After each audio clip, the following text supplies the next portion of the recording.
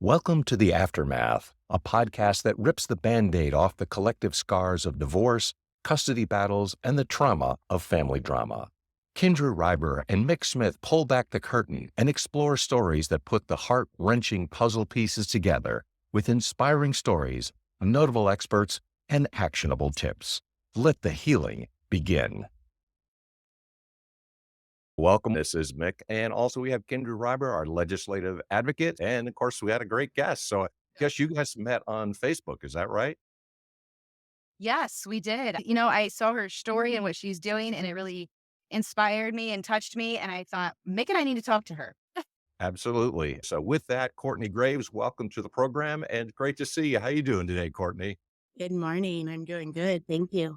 You bet. So we want to know a little bit about your background. You tell us a little bit, and then we can go from there because we've been looking forward to getting you on the program. So welcome. Thank you. I'm glad to be here. A little nervous, but background, I am a mom to three children, two boys, and I have a daughter.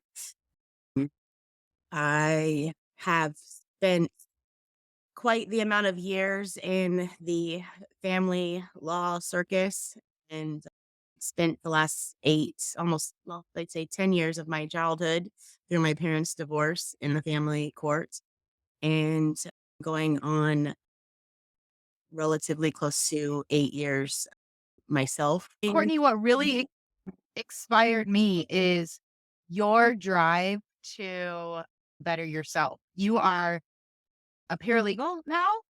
Yeah, I graduated in July as a paralegal. You And do that.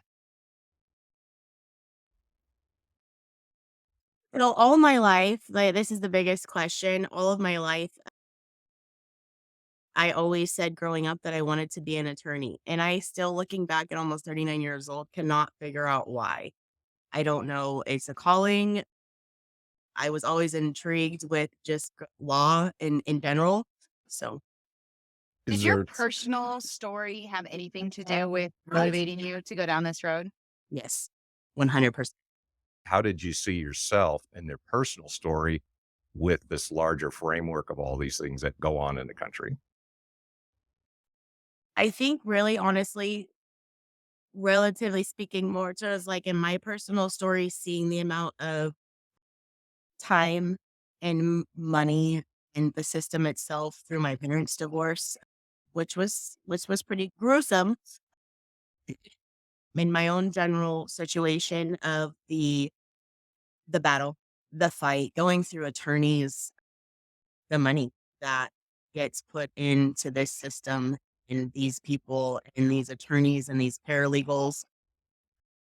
I mean, thousands and thousands of dollars. And you look back and it's almost as if like that could have been my kids' college funds. If the 10 years of my childhood that my parents spent battling with each other, I would have probably had a college fund for free. And regrettably, I feel the same way with my kids. Unfortunately, I think when we're in these circumstances, when you're breaking your family dynamic is breaking down, you're not emotionally all equipped to understand how to defeat this battle or how to approach it. Even coming as a child, being in the system of the court, it's different. It's different when it's you. And that is one of the largest things that I feel in life that a lot of people don't understand or take for granted is the fact that people don't understand it's different until it actually affects you and you're going through it. Anybody can have an opinion. Anybody, coming in as an expert or an outsider can tell you what to do, can tell you how to handle these situations, but they're not in your shoes. They're not walking this day-to-day life. They're not seeing the damage that is being done to yourself, your kids, your family, and then ultimately, it all came down to going through more than one attorney and seeing the dollar amounts that these people were making and the amount of work that I was having to do just as a litigant. And honestly, looking back, I wish I would have just been pro se, go by myself and not even have wasted the time. I mean, I'm in private groups where they don't give legal advice, but they talk and they discuss their cases and they go over helping each other. It's a support system. for people who can't afford to get an attorney, who can't afford to have a paralegal. And I think that because it's incredibly crippling financially for a lot of people who can't afford any representation. And if you come into a system, and I say being ignorant, not as being ignorant that you are a stupid person, being ignorant that you don't know the laws, you don't know this system, you've never seen it before. That's kind of where my push was, is that what I want to be, whether it's just me as one person, a small change to be able to come into a corrupt system and try to make some sort of a difference for parents and individuals who are lacking that financial burden where they can't afford an attorney and they need somebody who understands behind the scenes, who has personal knowledge and experience, and to give them more of a way to fight a fair versus emptying out a 401k, borrowing money from family members, putting these fees on credit cards. And there's a lot of parents who don't even have that. So that's kind of where my passion came from, is just digging deep inside and saying, you know what, enough is enough. But realistically, I can say no amount of money in the world is going to bring back a child or fix the time that has been lost or the damage and the traumas that we go through, especially our children. So that's where my push came, is saying, you know what, I want to be able to help people and turn it around to where it's not all about money. Courtney, I have a question. Do you see any hope for parents that are not using the court system to ever see their kids again or have a relationship? Because that's kind of to the point where I'm at, right? If you take court out of it, what other options do you have to reconnect and see the kids? And a related question when you had addressed about going pro se or not, I think that's also what struck me. What are the pros and cons, perhaps, of doing it on your own? I think the biggest factor is that people fear this system. It's big. It's big. It's a level of evil that a lot of people, I don't think, are emotionally and physically prepared for. I'm not saying that every case is like that. I know personal situations where people have had amazing judges and they I'm like, well, what card did you get dealt? Because, I wish I would have had that one. It goes deep, and educating yourself. And it's hard. I can say personally, when you work full time and you are going to school and you have other children, and you're trying to fight a system, fight the lies and the accusations and just the misuse of family altogether, and fighting to be a parent. We all are human beings. We make mistakes. And I can look back and say, there's things I wish I had done differently. But I think if I knew then what I know now, it would have changed things drastically. And I would have known how to speak. I would have known how to address situations differently, especially when you're going through the battle. Your emotions are all over the place. For people who don't know, we talk about in our groups all the time, you don't give up. You never give up on your kids. No, Uh, I think there might be just different ways about going about it other than in the court system. I think it honestly depends upon a situation of how long that you have been ingrained in the Mhm. system. It comes to a point where we read in a lot of these stories, and kids who are alienated who come back. There is certain situations where you do have to, step in and look at it of safety concerns. But when you have two parents that have been active in their child's life, no abuse, no records, anything in that manner, to destroy that relationship and that bond that is God given, is disgusting. And I've learned through my own personal situation, cope. You cope. I think a lot of us parents cope. We cope. You don't give up. You might Right. have to give up in a battle. And I think, depending, like I said, how far you are in the system, there are times where you do have to stand back and say, you know what? Is this good for my mental health? Is this Hmm. good for my physical health? What is this doing to me? And what is it doing to my children? Yes. And ultimately, I think we forget to honestly, as an innocent factor as parents, is we love our children unconditionally. And we've been in their lives and they loved us at one time. We love them, we'll continue to love them. And they see all this chaos. And there's those sayings where our kids don't always listen to us, they watch us. And what is being modeled to them is huge. And they see trauma, they see drama, they see fighting, they see conflict, going back education and learning and knowing how deep you are. And if it comes to a point where it's too much and like there's just no winning. I don't believe no winning. Everybody loses in this. And I think that's what a lot of us forget as parents is that we are fighting so hard to be a parent. And nobody should ever have to fight to be a parent, ever. You know, especially when you are actively in your children's lives from the day they were born and you have sacrificed so much, which are general reason we sacrifice for our kids. That's our job. You know, it's interesting, Courtney. I think you hit on it, right? Is we were active in their lives. We were good parents until a divorce came into play. And all of a sudden, now it's a game, right? And now we're these horrible people where we weren't before. We were fine parents together, right? But now it's pick one or the other because you're in a divorce. And I Right. think that's horrible for the kids. And at the end of the day, your children love you. Even children who come from abusive situations, there's scientific research on it, who have been abused as children, they still have that bond. They still want that parent. You have kids that go through CPS systems and are taken from their parents, and a lot of them asking, when do I get to see my mom? When do I get to see my dad?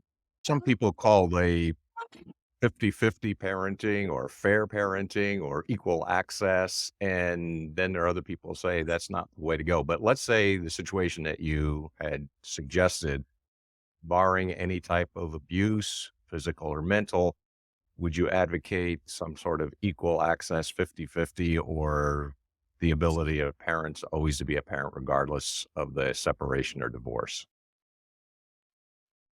I would 100% advocate for it, given that there's no abuse and there needs to be evidence. And that is what I learned in my own system is a lot of these judges, they don't even look at the evidence. I've had judges sit on a stand and say they didn't even look at the file.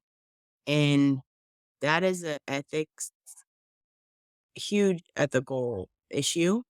Courtney, can Especially you clarify what do you mean they didn't look at the evidence? So they just believed the story? 100%. Yes, it actually happened more than one time where my lovely judge for the last 5, 6 years admitted.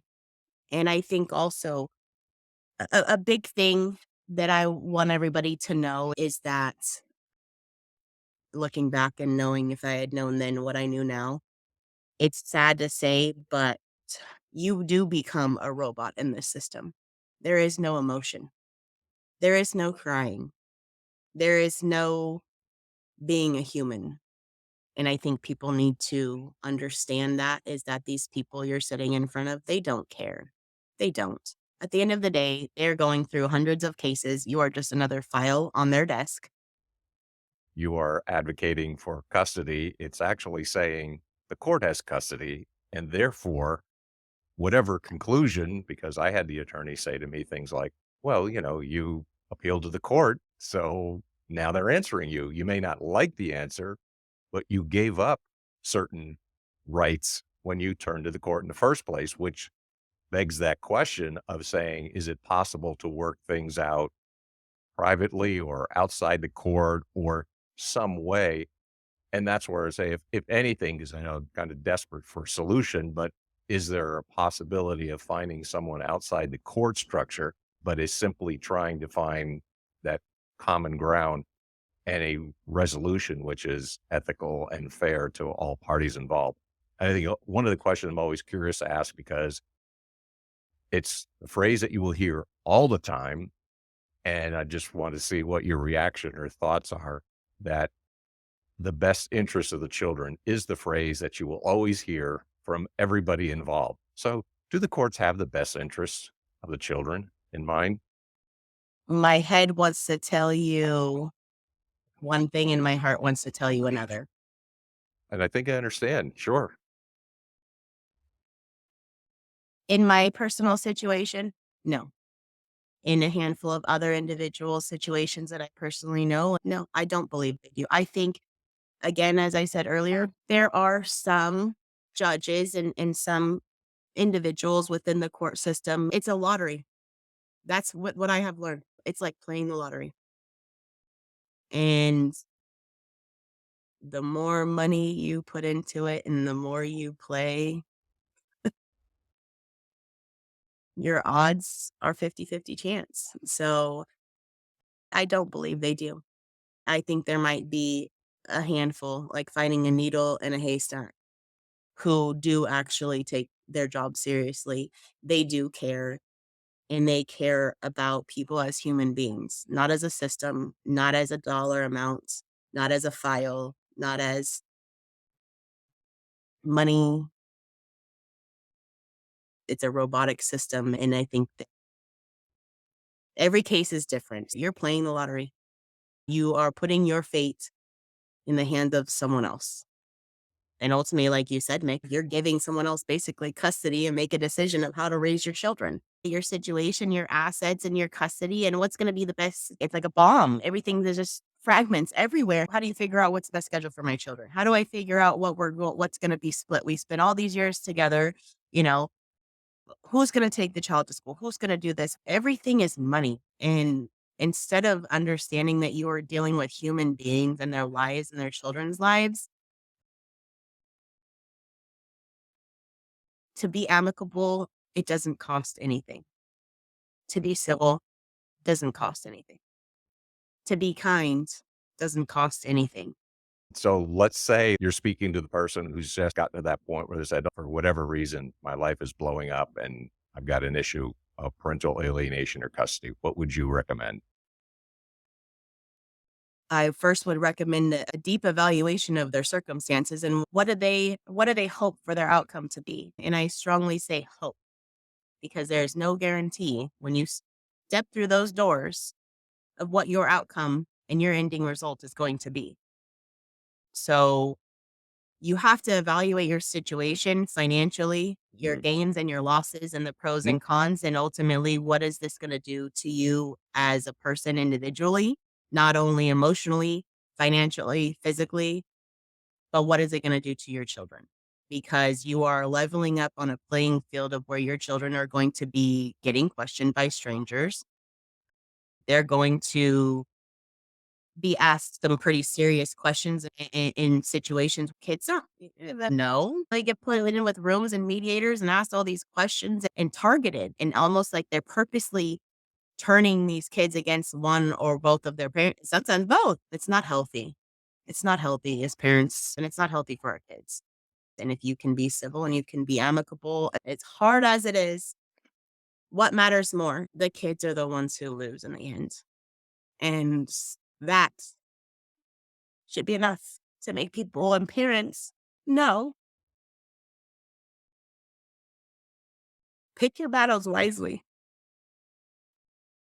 Yeah, and I think you got another perspective that you certainly add, and that's what has enriched the conversation is the fact that not only are you experiencing this as a parent, but you also experience this as a child. And I think what comes across loud and clear, and I tell people all the same exact thing. You know what I would recommend, first of all, don't do it for one thing. And if you can work things out, I know that they squeeze the toothpaste tube from the middle and that drives you crazy. But if you can get over those things and get over those little things that seem major, that's your first choice, and avoid the situation if you can and handle it privately or with that person, as difficult as it might be, because as difficult as they are, you made a comment earlier. You've got to understand this is a huge machine and it's bigger than you. So, what you're doing, rather than dealing with this one uncomfortable person, you're now dealing with a whole group of very powerful individuals who are going to make decisions to impact you, perhaps negatively, and your child. And that's what you have to keep in mind. If you Right. can work it out, work it out.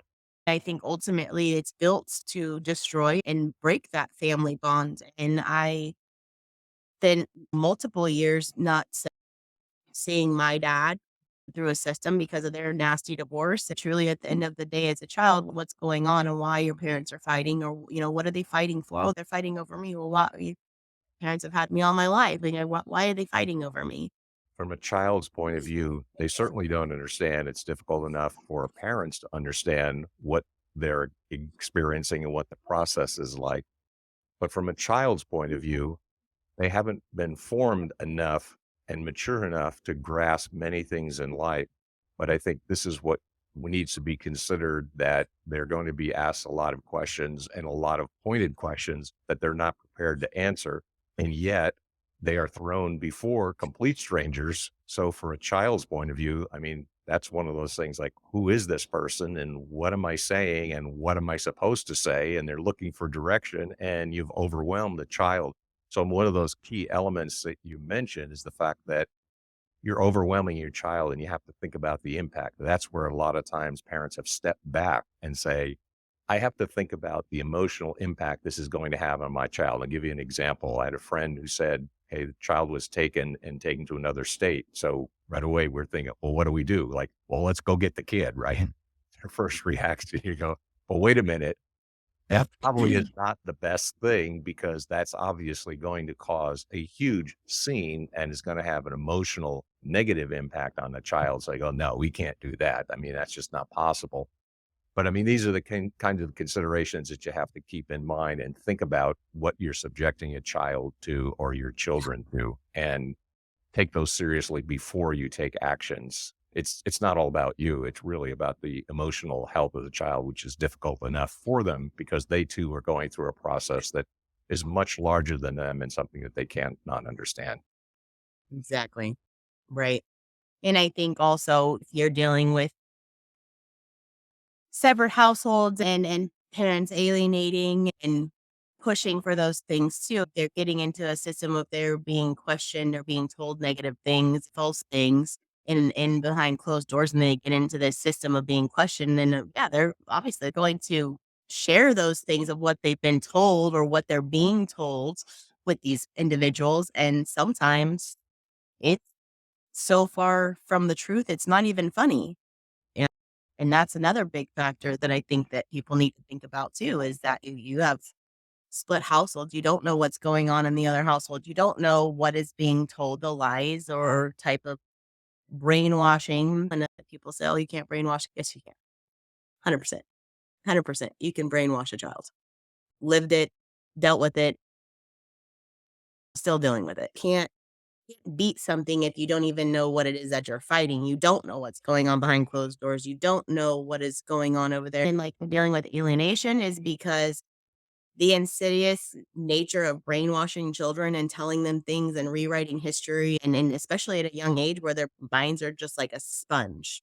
So the tactics are huge when it comes to those things, and knowing is that you take that chance for them to be questioned. And if they know, especially if they're with another parent on mediation day, oh, good Lord. I can only imagine. A lot of people would say, "I'd love to be a fly on the wall in that room, or a fly on the wall in the vehicle, hearing what's being told to your child before they're even going and seeing these people." And those are factors that you have to understand, especially when parents are using tactics to make their child choose them, blowing things out of proportion. They see the parents fighting and they say, "Oh, well, one parent stayed calm, the other one blew up." I'm guilty of that. Emotions, they're watching us. And so even the smallest things of an emotional reaction, if you are in a gruesome situation, it is going to happen. They're going to push your buttons. They are going to do anything and everything they can to paint you as a person that you are not to your children. And quite frankly, most generally, they will do it in front of your children to get a reaction out of you. So it's almost done as purposeful to already inflict that decision of a child to choose one parent over the other. And don't forget, you got flying monkeys and you have other family members that get involved. It's a messy game. I've fought it for almost 8 years, and I have lost one son over it. I gained full custody of our youngest son, and that is only because of the infliction of emotional situations that were being done to him in a household. And like Kendra had asked earlier, do you give up? And we're getting in that situation where, your kids are aging out and people say, oh, you know, when they turn 18, it all changes. No, it doesn't. 18 is not a magical number. The one other things I would recommend to parents is you are in these situations, knowing that your child loves you and loves their other parent. And do not speak down or negative about your child's other parent, as hard as it may be, no matter what they're doing to you, what is going on. That's the one thing that's going to damage your kid so bad that it's not even funny. There may be a way of thinking about and summarizing what Courtney has to share. But here are some of the factors to consider. What you had recommended was not necessarily jumping in, making sure that you see and understand the emotional impact that you have on a child and what sort of actions you're taking and what's going to happen to the child as a result. I also have to think about and consider going it alone, and that's the scary thing when it comes down to a courtroom situation, because you're going into a courtroom by yourself and you think, "Well, how can I do that?" But as many people have decided and come down to the conclusion and resulted in was, I might have been better off to go it alone. And that's a consideration also to think about as well, because you're spending a lot of money. There's no question about it. And are you prepared to do that? Do you have resources to continue something which is going to take quite a long time? Are you emotionally prepared? Do you have the resources and the network? So one of the things I was trying to summarize, and I say, as we sort of close things down, perhaps you could give us some guidance as far as people getting a hold of you. And you're very active and part of the groups that you are. Maybe you can give some contact information and then also just summarize a little bit, say, here are maybe 3 things that based on the conversation, and you would recommend something tangible that people could have as a takeaway that might be helpful. Support. And I know that's hard because, again, as I mentioned in the beginning, people don't understand. They don't understand the magnitude of the system and what it does to you. Support is going to be your number one thing. I can tell you there is thousands of parents out there who deal with the court system, who are dealing with parental alienation, who are dealing with estrangement. There's so many support groups on Facebook. One of the groups is called the Group by the Divorce Solutionist. It's say representing yourself. Wendy Perry is a parental alienation support group, and it is on Facebook. This is behind the bubbles of love. This is honestly where Kendra asked me earlier what was pushing it, and I got the proclamation here in my Yep, city with my mayor. I think that is the biggest thing to say definitely. is that you are not alone. Although, our stories are all different. We have our own situations, some good, some bad, some really, really evil. You're not alone. There's so many of us that are going through this, that have gone through, and yeah, we have learned to find that education and kind of find that niche with other people to be a support system and lean on each other and know that there will be a solution, I believe.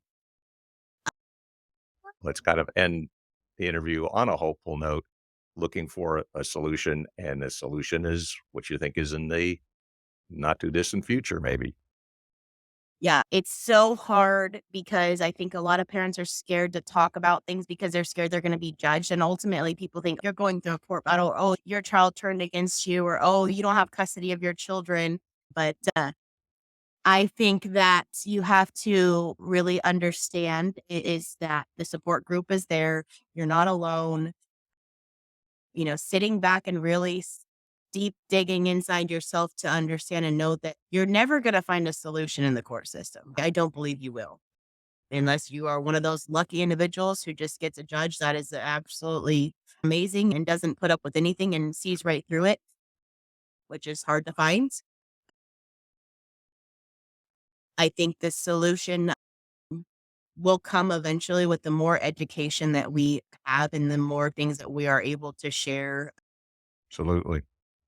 Well, it's been a wealth of knowledge and it's a very emotional. So I want to thank you for your time and thank you for all your expertise. So thank you so much, Courtney. Much obliged. Well, that's it for this particular episode of The Aftermath.